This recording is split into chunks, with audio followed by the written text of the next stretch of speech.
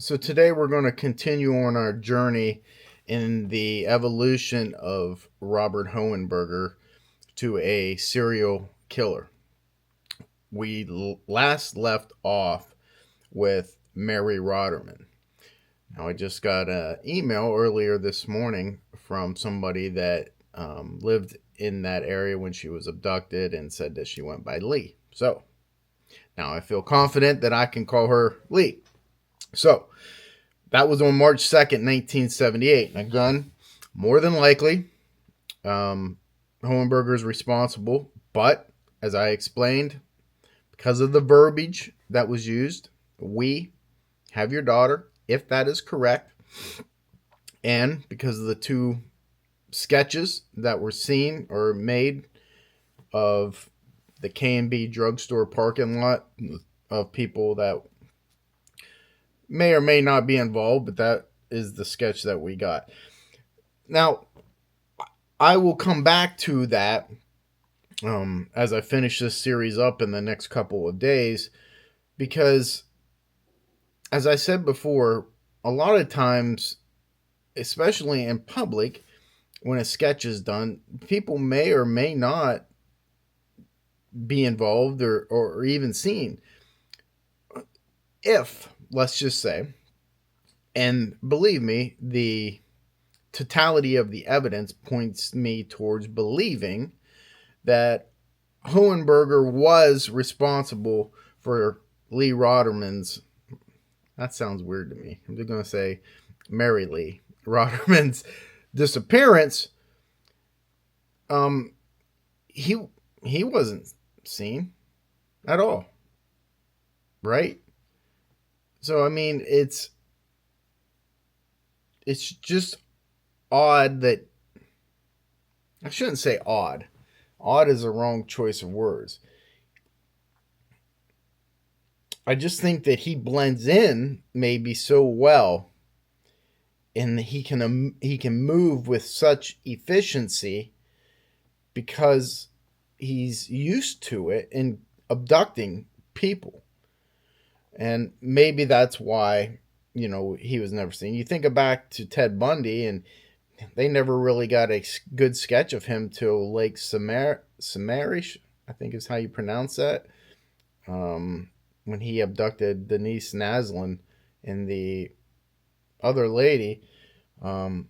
So he had done it for a long time without anybody taking notice of him.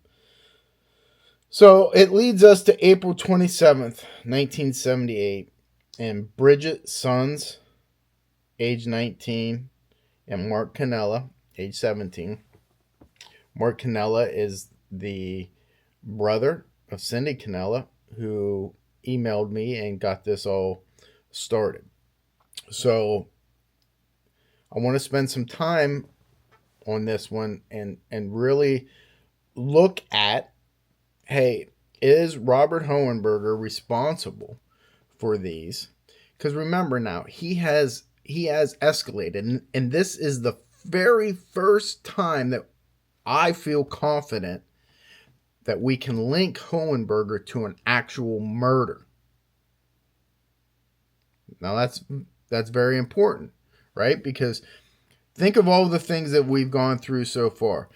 On May 8th, 1966, sexually assaults a school teacher, lets her go. Monday, December 28th, 1970, he abducts the two girls from Laguna Beach, sexually assaults them, lets them go. Escapes from San Quentin, 1974, April 13th, he abducts a couple. Let's make no bones about it, he sexually assaulted that girl while he was driving. Feeling somebody up is sexual assault if they don't want to be felt up.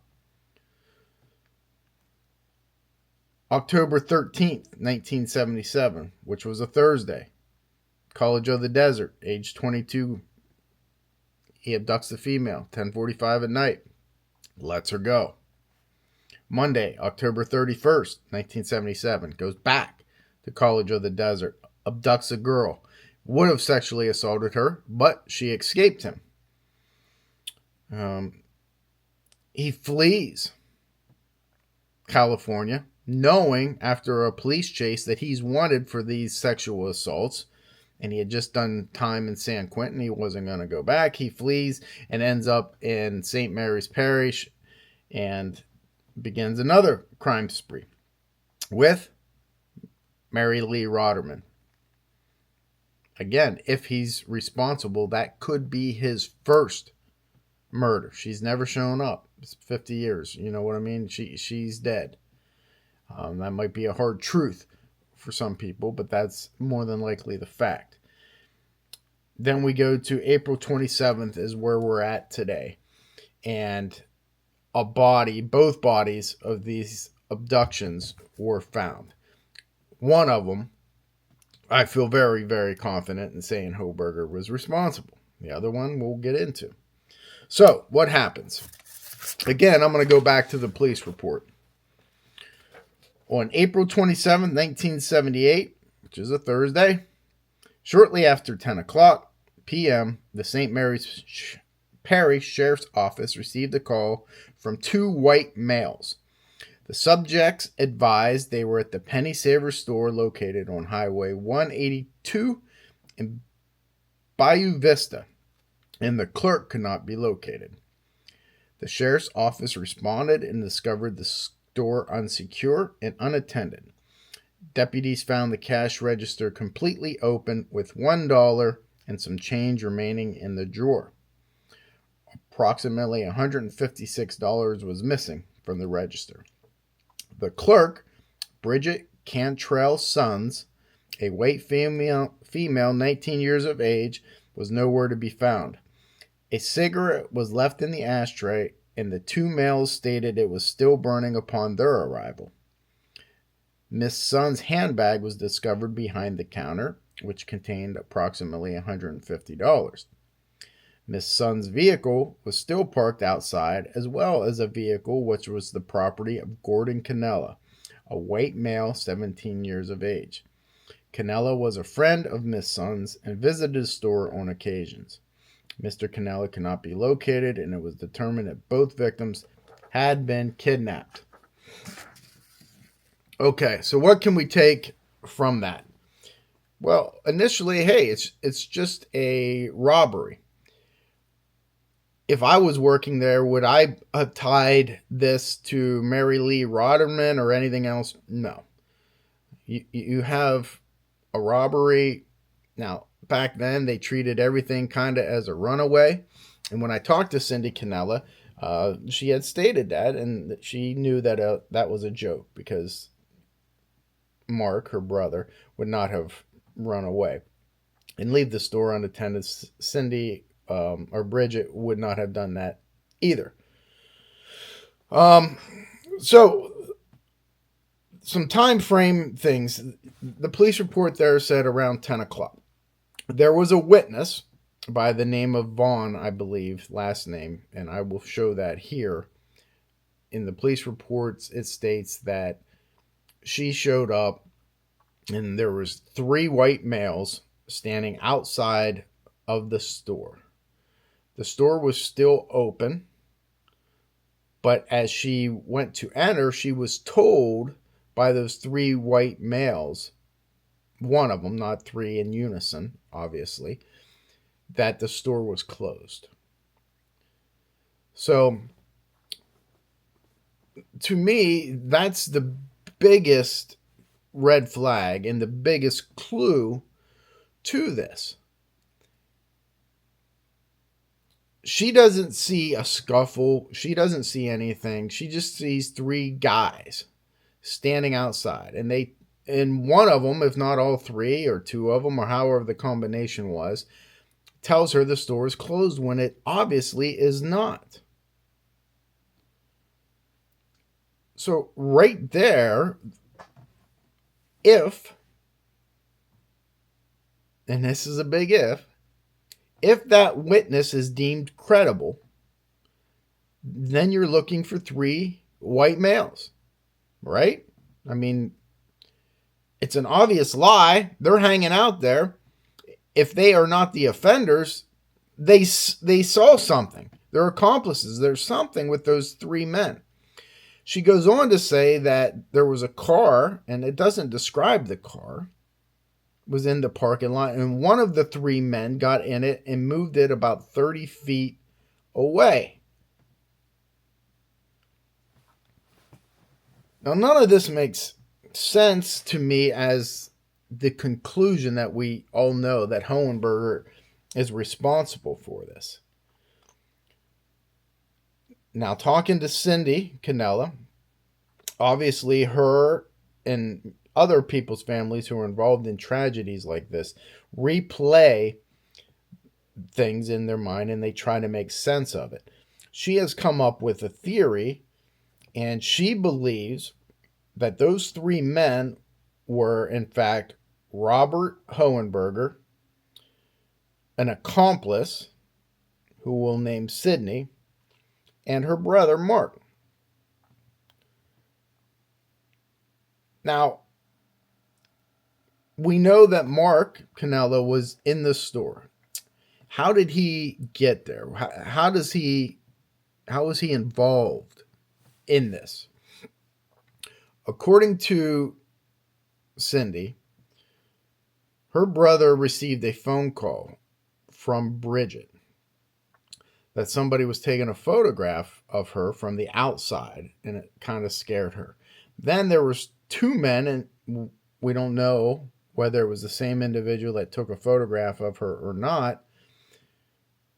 There were two men that kept coming in and out of the store and not buying anything.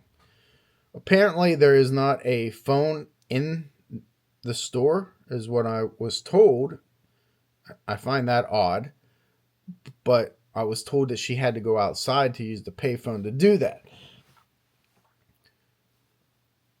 So, Mark, being the good guy that he is and friend of Bridget, goes down there. Now he's involved in whatever it is. He's squarely placed himself in the middle of it. We can rule out that this is just a robbery, because the person would have went in. If it was Hohenberger, let's say, I guess I can't say that. I was going to say, we know that he has a gun. He more than likely has a gun because he obtained it from his sister at the rest area when she gave him a change of clothes.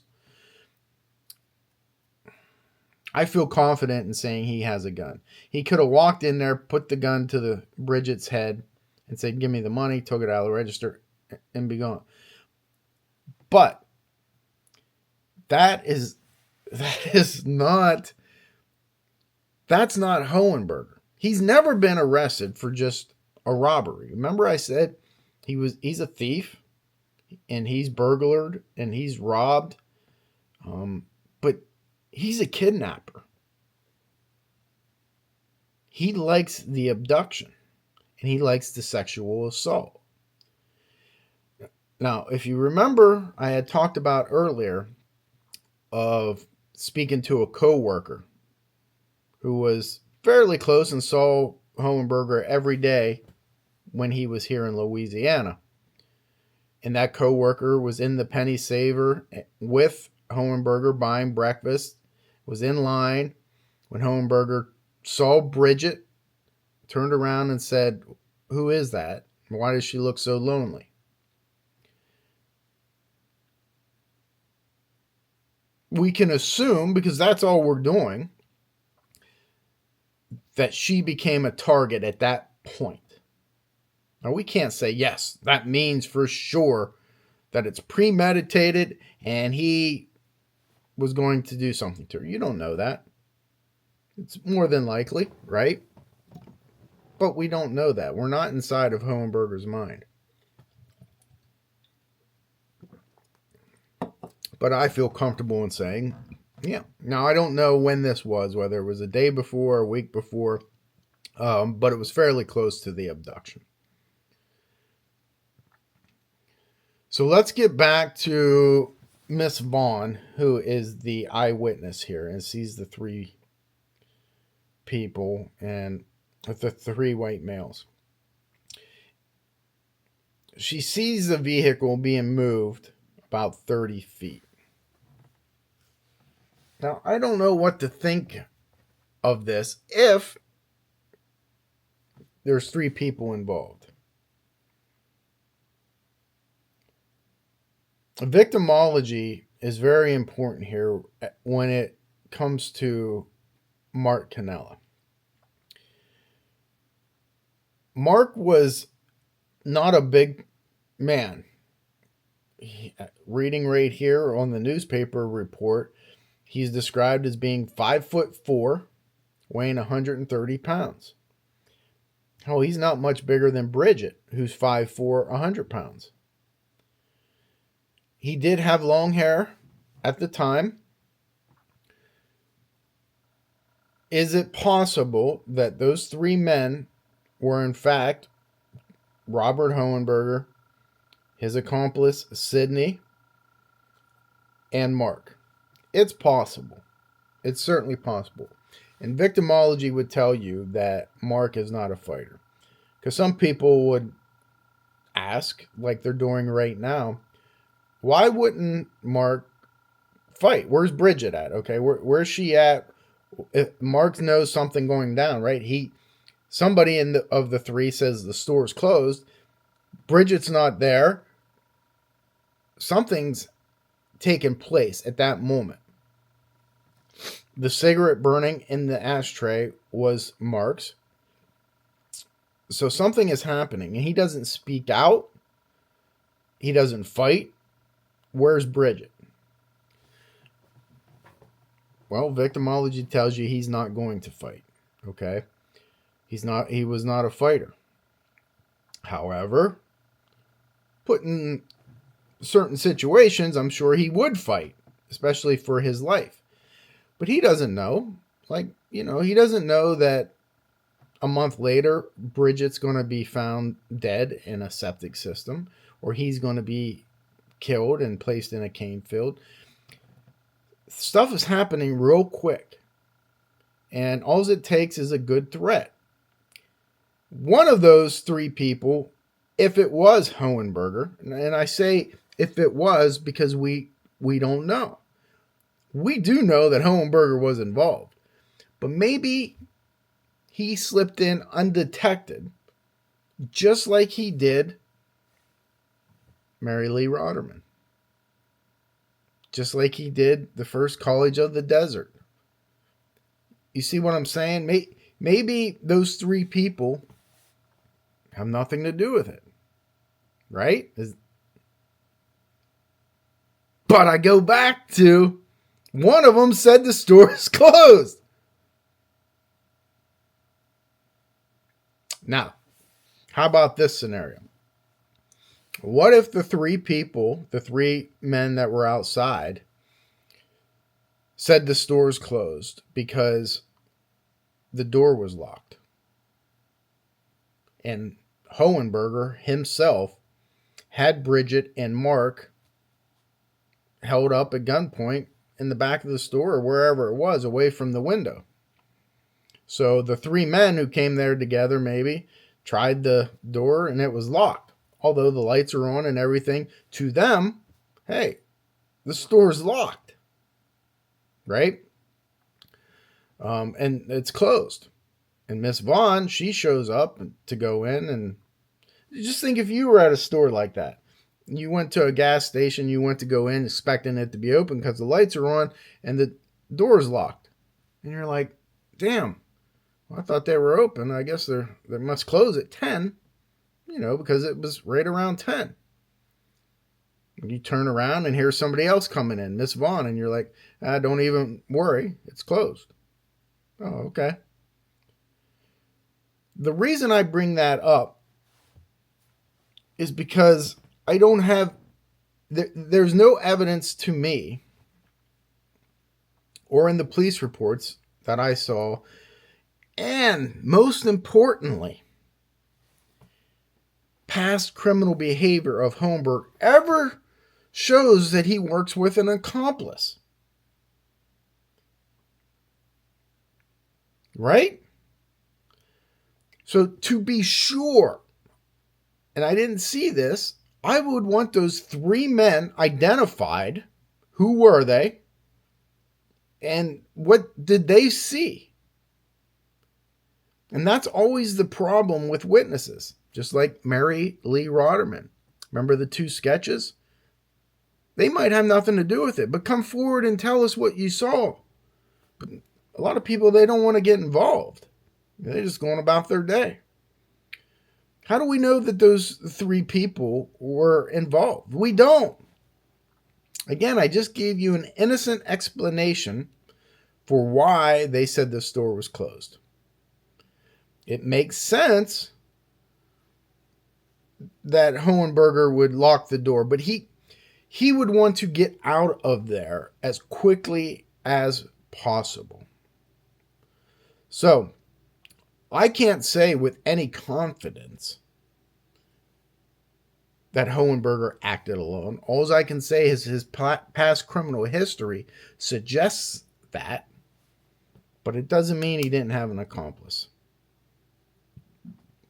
Because I can very well see the 3 people like Cindy Cannella believes. I could see that as a scenario as well. However, I will say that I can see that less. Only because I work off of patterns and past criminal history. And he's never had an accomplice. Now, where was Bridget during this time? Well, I believe Cindy believes that she was in the trunk of that car. Because one of the guys had moved it 30 feet. That doesn't make any sense to me. Where did they move it to? Did he move it to a gas pump? Did he move it to a different parking spot? Why didn't he just leave? You know, it brings a lot more questions, I think, than it does answers. Again, I look back at Hohenberger's past criminal history, and as far as we know, he's never placed anybody in the trunk of his car, even in public places. College of the Desert, same time, 10 o'clock at night, 10:45. Laguna Beach. All these places, he abducted, he placed them in the front seat, right next to him. Now, maybe if he had an accomplice, that's the reason he put her in the trunk, or maybe the accomplice put her in the trunk. And that's why it's different.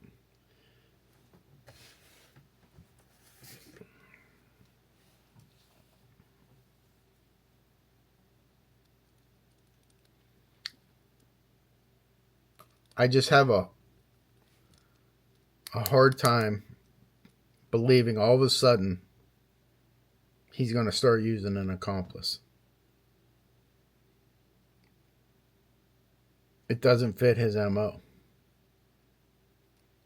Okay?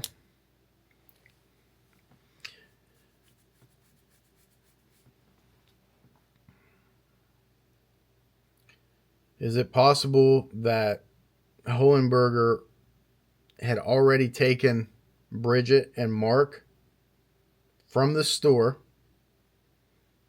when the 3 boys, 3 men, whatever, went in and said it was closed? I don't know. Man, I tell you, that's the biggest hang up right now I have, is those 3 men, 3 boys. I don't even know their ages. It doesn't say.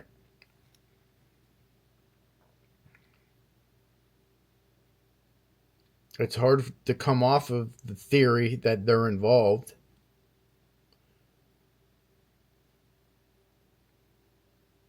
But it goes against everything Hohenberger has done up to this point.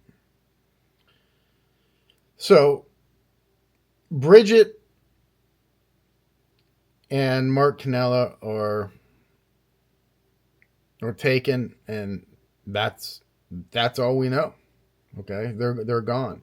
We don't know anything until May 25th and May 27th. Remember, this is April 27th. So a full month later is when Bridget's body is discovered in the homemade sewer system, being weighed down by drilling pipe. Mark's is found, I want to say, like 4 miles in a cane field, not buried.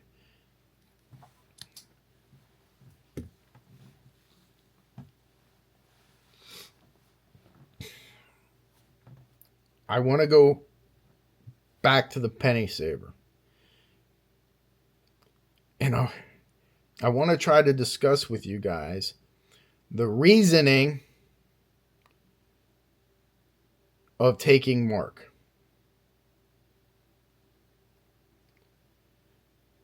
Remember back when I said I believe some of his actions are starting to show me that he's impulsive. This abduction would support that theory, I believe. He's already made his mind set on Bridget, right? If he took a picture of her, I don't know. I have no indication of that anywhere in any of the police reports. That's coming from two of the victims' family members saying that somebody took a picture of Bridget and also, I believe, Adams. But it's not in anything I've read officially. But regardless, we have him in line buying breakfast or food and turn into a coworker saying about Bridget, she's lonely. So he would have to have then stalked her, find out when she works. Maybe he's waiting for Thursday because Thursdays, when he strikes, that seems to be the pattern, at least here in Louisiana. And I would like to know his work schedule or, what was happening Thursdays that made this happen. Like Ted Bundy sometimes when he started Unraveling, he was drinking a lot. And when he murdered the Chi Omega girls, he was very intoxicated. Was Wednesday the night that he went out, to go dancing? I heard that he would go dancing at bars and stuff like that while he was in Louisiana. Although the coworker said he doesn't recall him ever drinking, doesn't mean that he didn't. Because I know that he did to previous statements when he was in California about buying some vodka and drinking it.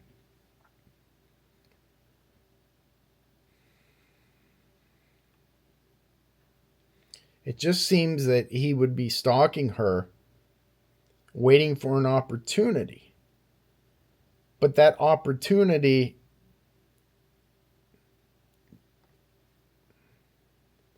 it only came when she was there with Mark. You know what I mean? Why not wait until she's off work? What time does the penny saver close?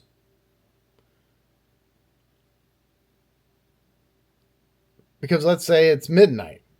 Well, why not wait until midnight and then abduct her when she's leaving and there's no witnesses? But remember, he doesn't care if there's witnesses. And that's why I say he's impulsive. So I just think that he maybe was in his room or something and then just made up his mind. I'm bored. I'm feeling it. I'm going up to the penny saver and I'm going to get her. And he went up there, and Mark was there. Oh, well, I'll deal with him. It's not unusual for him to take control of two people. He's done that numerous times already. It doesn't bother him. The only thing different is it's a male. Now, according to Cindy, and this could be the complete reason why, is that Hohenberger, or Mark knew Hohenberger from coming in there. I don't know if he knew him by name, Frank Green, or what, but he knew him because he could identify him then, right? It's not a stranger that he's trying to describe. It's a guy that's come in all the time. He may have even know his name. Well, it ain't going to take much to say, well, this guy named Frank Green, who lives a mile down the road, comes in here all the time with so-and-so, who I know very well.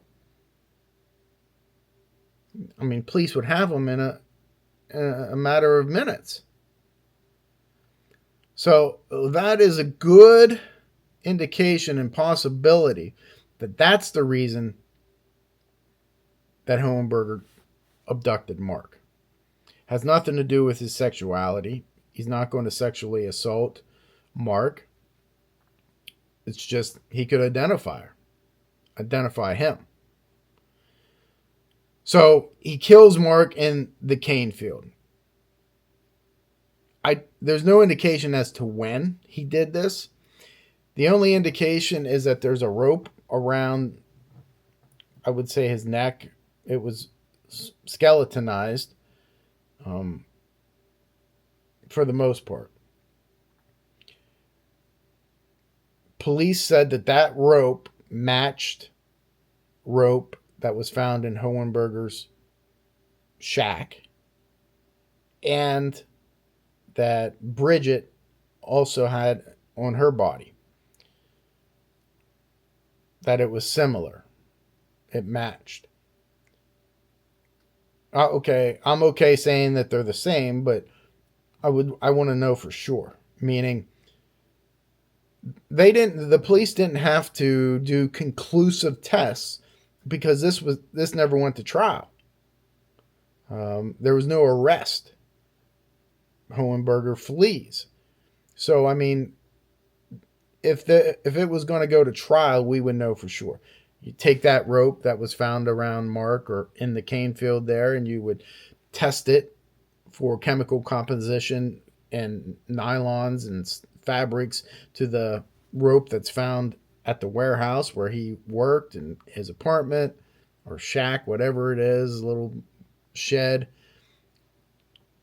to the one that's found on Bridget, and you make it conclusive. And that's what I would like to see, but we don't have that. But I can assume that it's the same.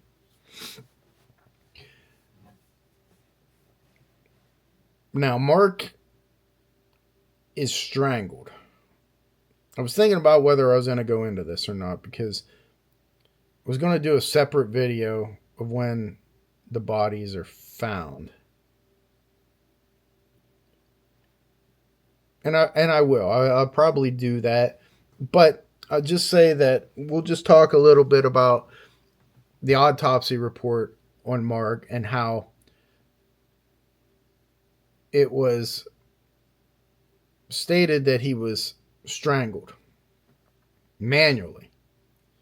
I don't know how the coroner could come up with that when there's just bones. If there's a noose around his neck or a rope, but you're telling me he was manually strangled and not strangled with a ligature, see, there's a difference there. How can you make that assertion? I don't think you can.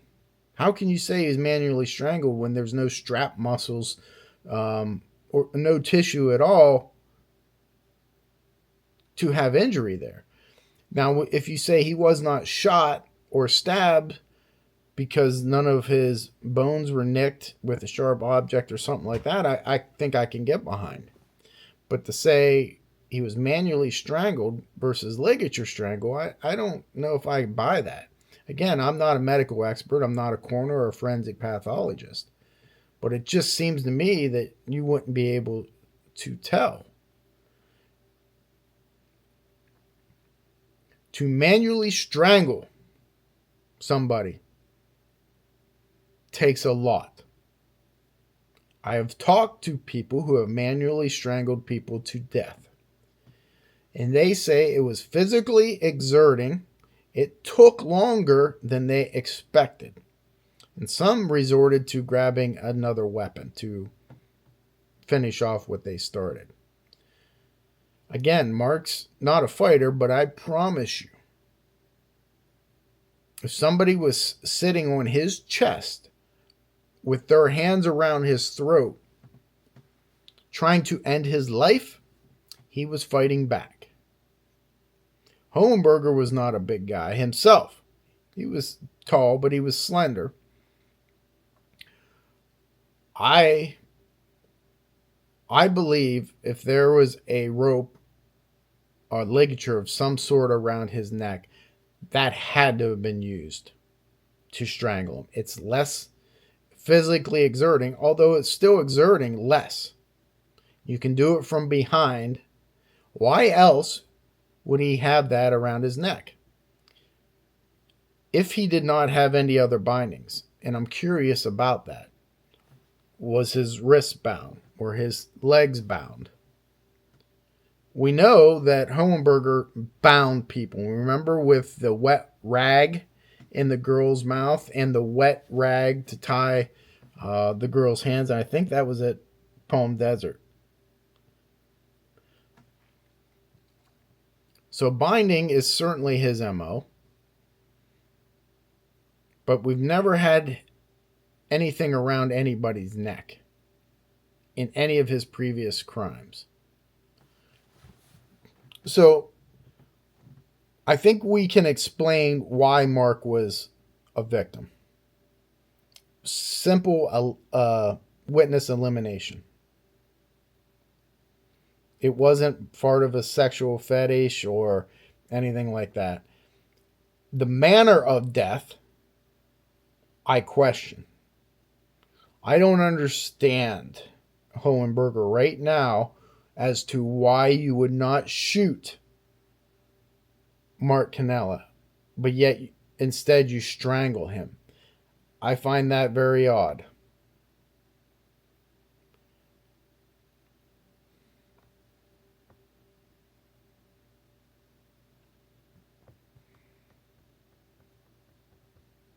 I mean, there's a lot of factors in there that we don't know.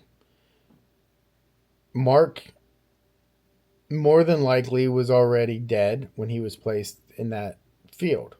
It's not like Robert Hohenberger got out of his car and strangled Mark right there in that cane field. It's certainly possible, but it's not probable. If he abducted them, he more than likely took them to a secluded area. But if he took them back to his place, he would have had to chain Bridget up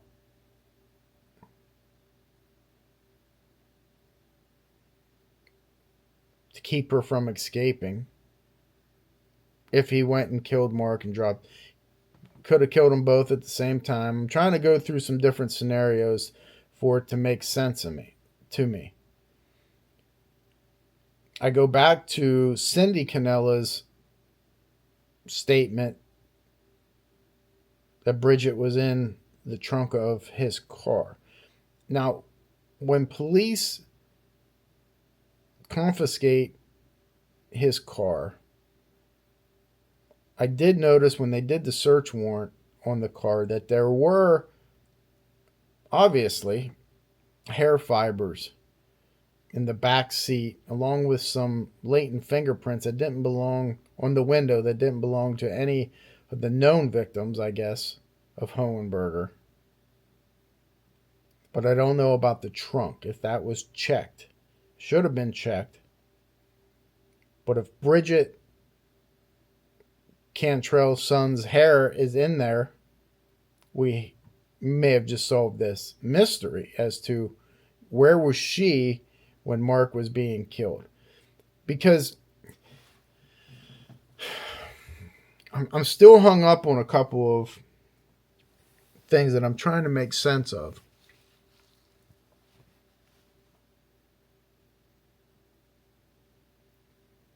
I know Bridget, from what I've been told, was clothed when she was found.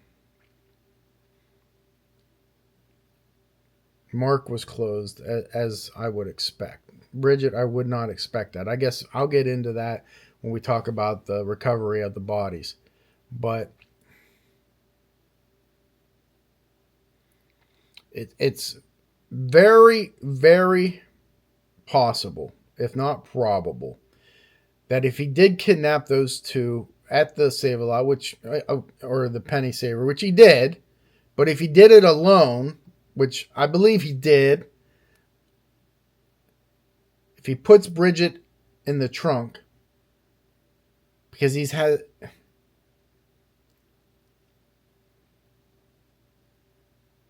was trying to think of, well, he could better control her if she's in the trunk. Let's say that she isn't in the trunk. Okay, let's just do away with that scenario. Let's just say that she's in the back seat or she's in the front seat and Mark's in the back, just like the kidnapped couple. That's how he did the other male-female couple that he abducted. And from the penny saver, instead of going to his apartment, he drives to this cane field and murders Mark right away. He's got no use for him. He's not the target. It's Bridget that he wants. So let's just get rid of him. I would expect him to be shot. But he's not. I got to go with the coroner, says he was strangled. It doesn't make sense. I have a hard time believing that he would sit there and strangle Mark in the car or in the cane field and Bridget would just sit there. I don't care how she's secured. She's going to get away.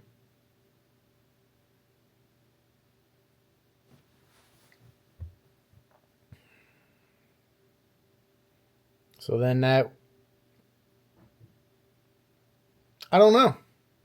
Listen, I'm not going to sit here and make up things to have them fit a certain scenario. That's where investigators get themselves in trouble. I certainly don't know the answers to everything.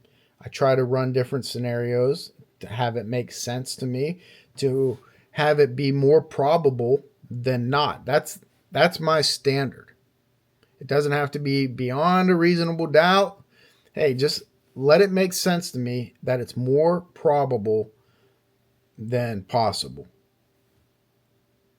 Right now, I can't do that on this. I can't make sense of it. I can make sense why Mark is a victim. He could identify Hohenberger. I can't make sense of the strangling of Mark. Again, all of the kidnapping itself is Hohenberger 101. That's what he does. I got no problem with that. I actually have no problem with him acting alone, going in there, getting those two, and being gone before the three guys are there. I don't even have a problem with that. I'm not saying that that is what happened, but I don't have a problem with that. And that matches up with his past criminal history, does it not? From there, I'm stuck. Because he's never killed before. Unless he killed Mary Lee Rotterman. But we have absolutely no evidence of that. No physical evidence to be able to say, oh, well, she was found here. That in this field, that makes sense of why Mark's here. She was strangled with a ligature. That makes sense. We don't have any of that. So I, as an investigator, have to treat this, Bridget and Mark, as Hohenberger's first murders. And maybe that's why nothing makes sense. Because he's never done that before.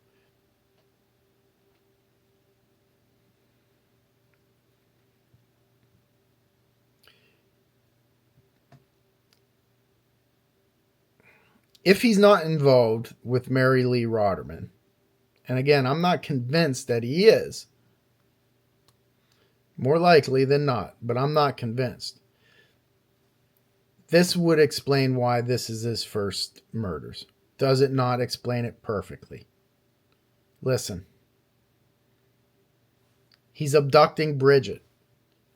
He's impulsive. He didn't wait.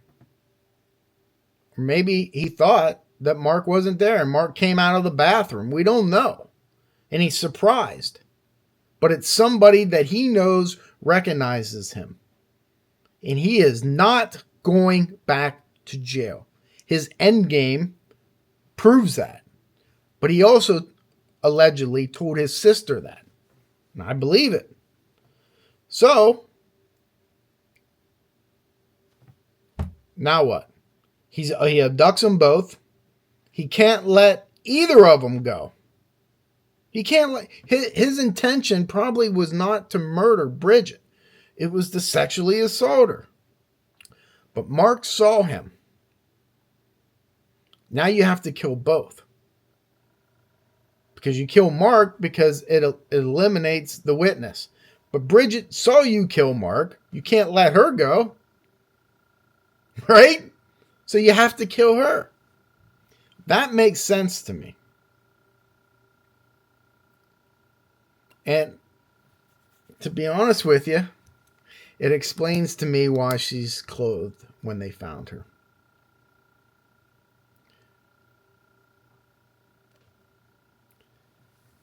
I think it's very possible. And let me think about this before I say it, because I don't want people to get the wrong idea.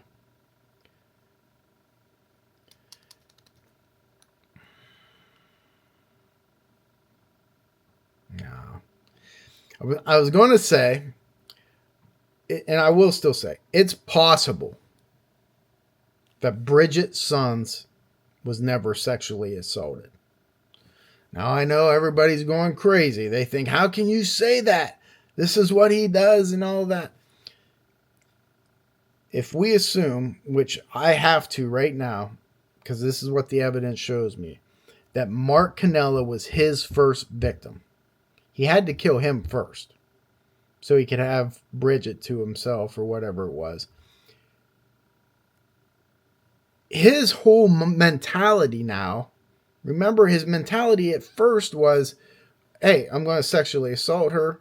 Oh, Mark surprises me. Okay, let me drive around. Let me think about it. Remember how he drove around the couple and other people? That's probably how Mark ended up in that cane field. But you're out there, you're driving around. Okay, I got no choice. I have to kill him. You kill him now. Hohenberger's whole focus is not on sexual assault anymore.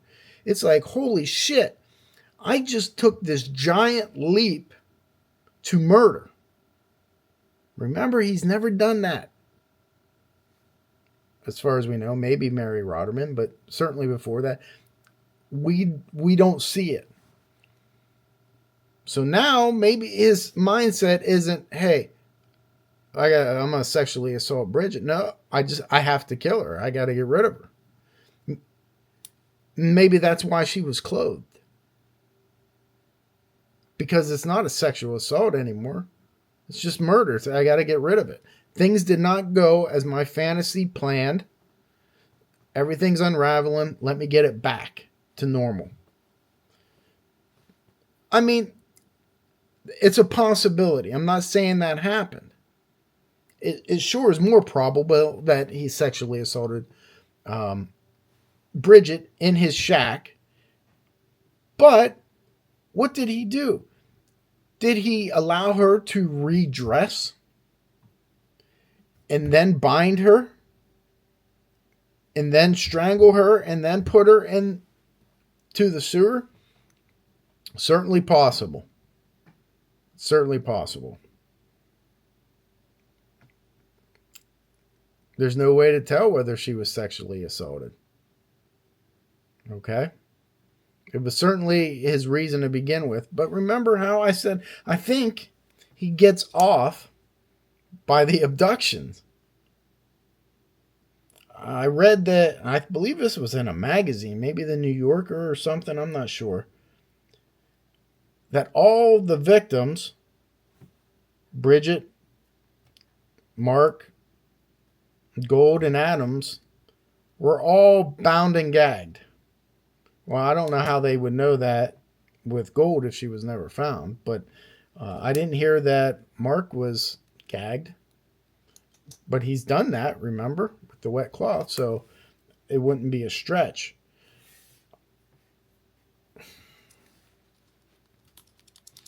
The bindings that were allegedly used would be very important clues.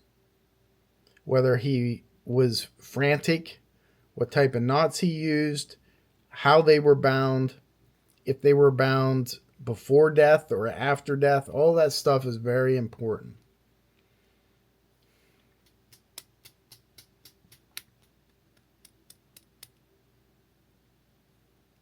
This kidnapping and murder of Bridget and Mark is fascinating to me, because I think it shows the unraveling of Robert Hohenberger.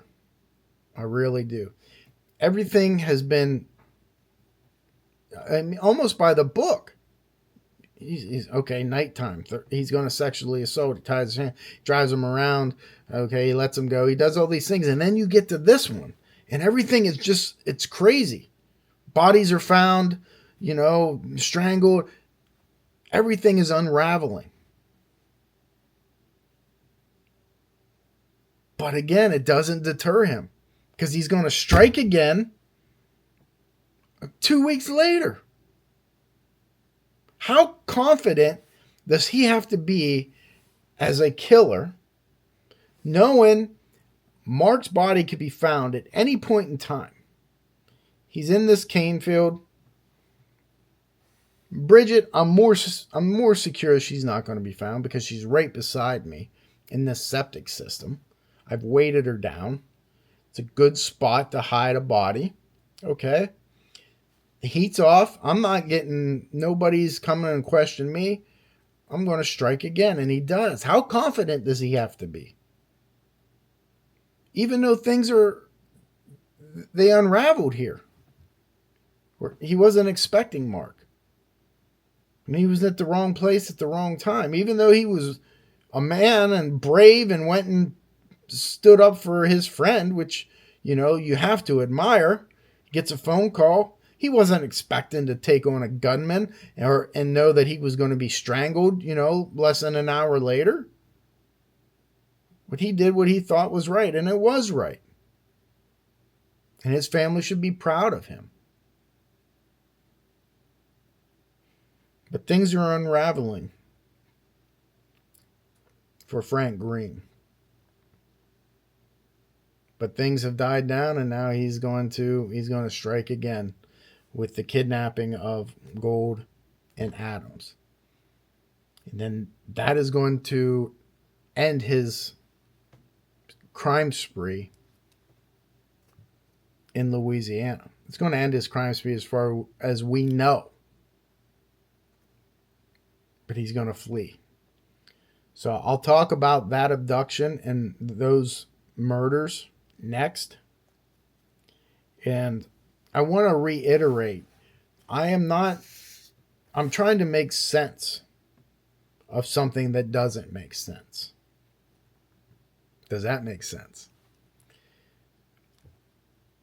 As an investigator, you try to explain why. You don't have to do any of that shit for trial, okay? That's a prosecutor's job. All you do as an investigator is you put forth the evidence. Hey, A, B, and C is why he did this. We got his DNA here. He was seen on a surveillance camera here. It was during this time frame here. He has no alibi. Here you go. You don't have to come up with any theories as to why. Juries like to hear that, and prosecutors like to give a motive. But for me, I always want to know, I want to make sense of every minute detail. Sometimes you never know, and it drives me crazy sometimes. Just little things, and I can't even come up with an example right now, but I mean, we can just go back to the ligature around Mark's neck, and then the coroner saying that it's manual strangulation. That bothers me, because I can't come up with why that would be. And I want to know why. The three men in front of the penny saver, who were they? Why have they not come forward if they are not involved? Frank Green, Robert Hohenberger having an accomplice. It goes against everything. But yet it's a possibility, and I have to look into it. I just want to always know why. And that's why I talk to serial killers on death row and other people that have just murdered.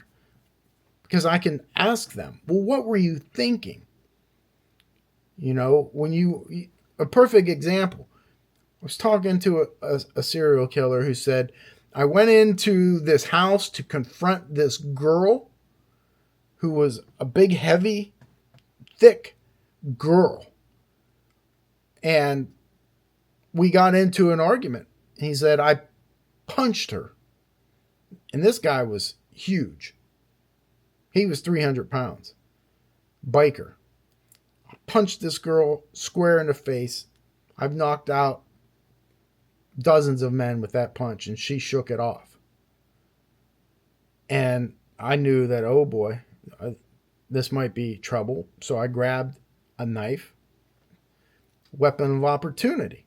See, I wanted to know, why did you choose a knife? And did you bring it? Because if you bring it, it's premeditation.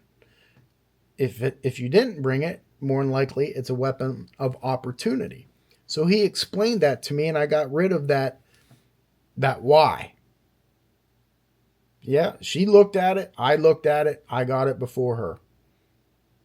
Okay, well, you answered my question very quickly, and I'm satisfied with the answer. That's just the type of investigator I am, and I've always have been. Meticulous, and you have to dive deep, but don't go into crazy land. Don't go into conspiracy theories. Possibilities, probabilities. Okay? But get answers to your questions. I got some answers, and I hope they're satisfactory to you about why Mark is the victim, a victim. Certain things, why he was strangled, I don't know. Whether Hohenberger acted alone or he had an accomplice, I don't know. I tend to lean that he acted alone. So that's my answers. That's my thought on this case, the abduction of Bridget and Mark. And I will talk to you when we come back tomorrow on the Golden Adams abduction. Thank you to everybody who has sent me info. I appreciate it, and hopefully I use it here, and keep them coming. Thanks for watching. Mains out.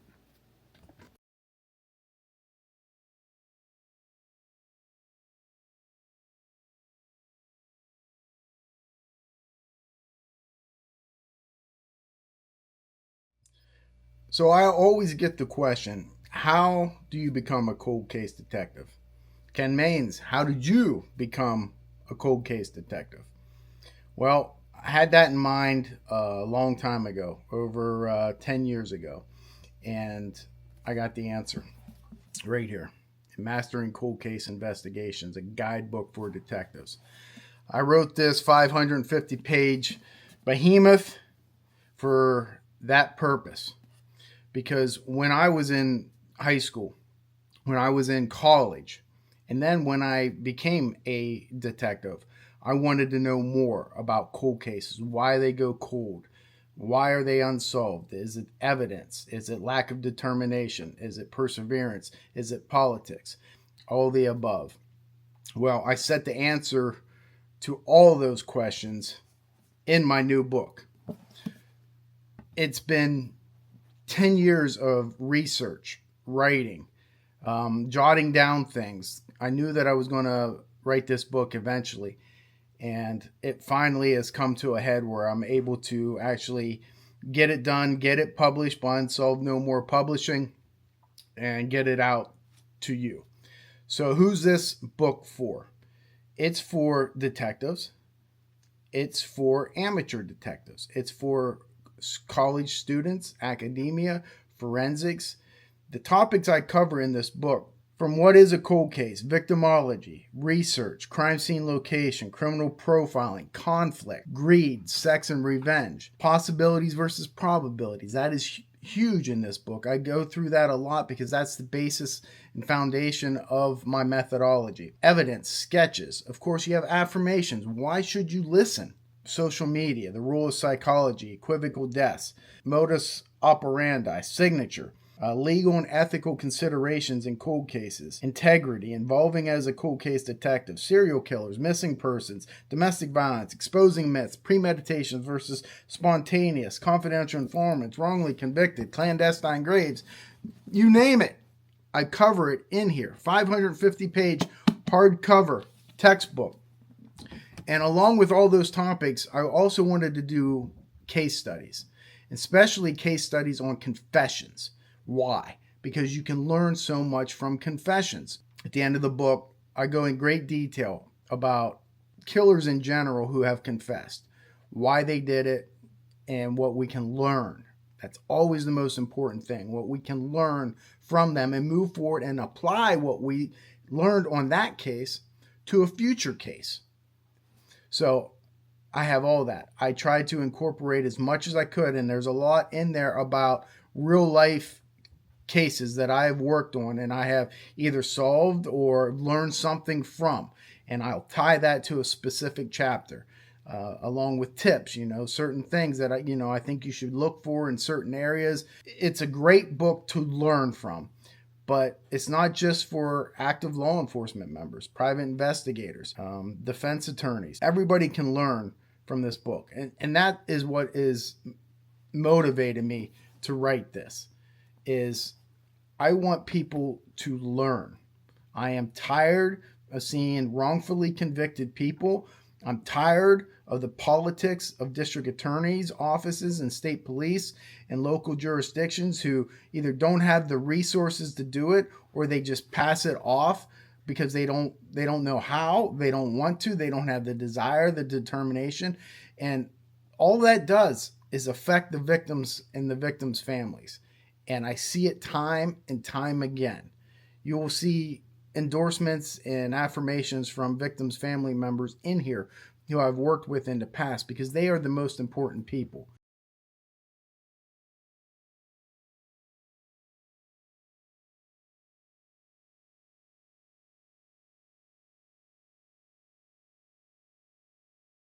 To pass off what I have learned to you so you can be a great investigator, you can be a great detective, and you can solve cases just like I do. Get your copy now. I'll sign it. I'll get it out to you and start learning. That way we can start solving cold cases together.